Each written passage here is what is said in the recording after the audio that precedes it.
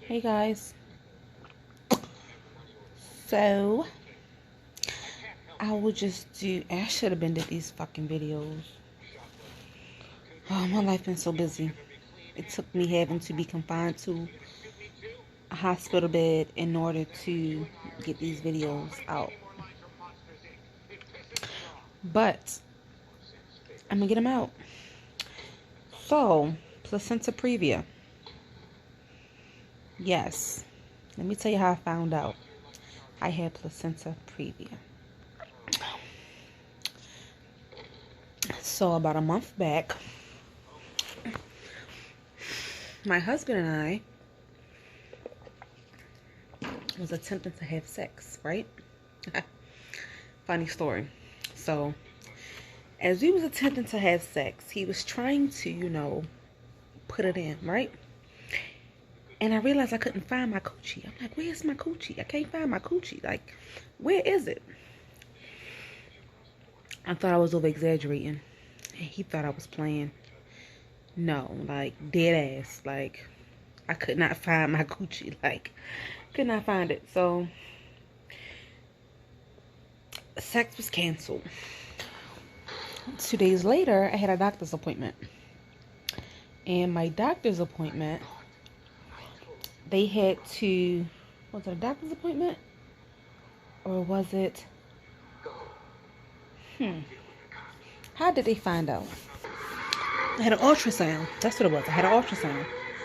And my ultrasound showed that baby A, placenta, was covering my uterus. So once they found that out, they sent, all the necessary paperwork over to my doctor. And my doctor told me, refrain from having sex. Don't do anything too harsh because you're still early. It can always move, but you never know with triplets. So just be on the safe side. So that's what it was. Do y'all know how hard it is to be pregnant with triplets and not have sex? Like, you have so many hormones and everything just going through your body, and they're telling you not to have sex. I couldn't believe that shit. I'm like, huh? Excuse me? What? Excuse me? No sex? Okay, alright. So, it's doctor's orders. I followed. No sex. It wasn't easy, but it wasn't that hard either. Considering, I could have been putting myself at jeopardy for preterm labor. About a month later, I went back to my ultrasound and they did another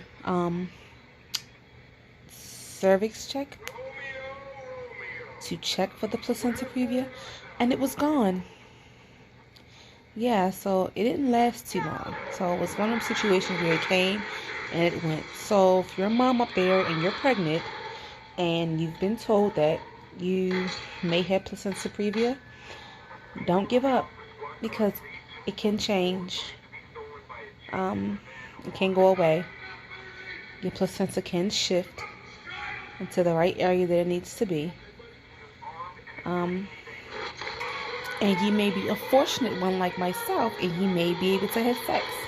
Unfortunately, I still continued to not have sex. Just because I was, being on the safe side.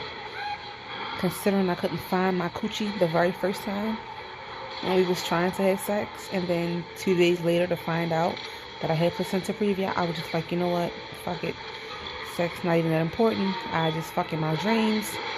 However I get my nut off, I get it off. That's how it was for me. So yeah, it wasn't too bad. It wasn't too bad. It came and it went. So again, if you're a mom and you're pregnant and you've been told that you have placenta previa, don't give up. Things can always change. Our body always change. And you can always find other means and methods to get it out. Now, my hemorrhoids, that was another easy, come and go situation. So I was using the bathroom After I got done using the bathroom, you know, you wipe, wash up, whatever you do. I say maybe like an hour or two later, I start feeling like there was still something there. And I'm like, what the hell? What is going on? I'm not white. So I asked my baby, I asked my son's dad. I'm like, hey, can you take a look like at my ass and see if, you know, I have something there? He was like, what? Your ass? Yeah, motherfucker, my ass. I'm about to open my ass up, look in this motherfucker, and check and see. Unfortunately, he didn't want to, so I had to do the duty of spreading my cheeks in the mirror. And when I did that, I seen that I had a little hemorrhoid about that small sticking out. And it was very uncomfortable. I can say it lasts for maybe a week. How did I get it? I would say that I was sitting down too long. Because I work, normally I stand up. My jaw was actually pressuring me like, hey, go sit down, you need a break, stop being on your feet so much. So here I am listening to these dumb fucks. And I'm going to sit down for a second to rest my ass. And I sat too long on it. I mean, at least that's what I think. And I do think that contributes to me having hemorrhoids. But the fortunate side of it, it didn't last too long. It lasted maybe 3-4 days. By the time I made it to my next OBGYN appointment, it was already gone. By then, I had already told my doctor, hey, I'm experiencing hemorrhoids. Is there anything that you can give me? He prescribed me Preparation H.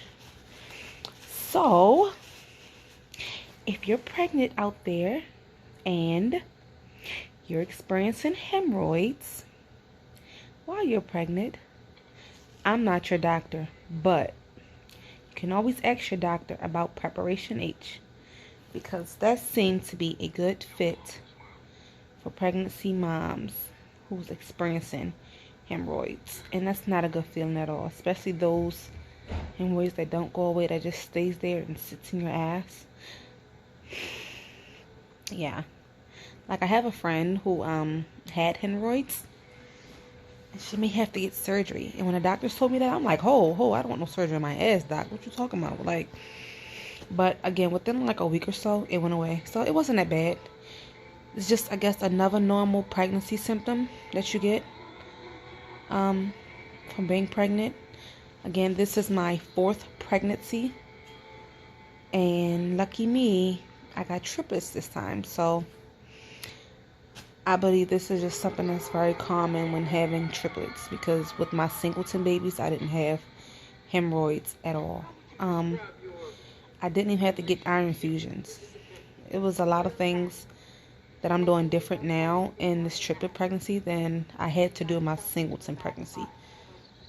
So if you're pregnant with triplets, please listen to your doctor, because I wish I would have listened to mine sooner. And I wouldn't be here in preterm labor. But I will catch you guys up on that video once I get done with all the other videos. Alright? Deuces.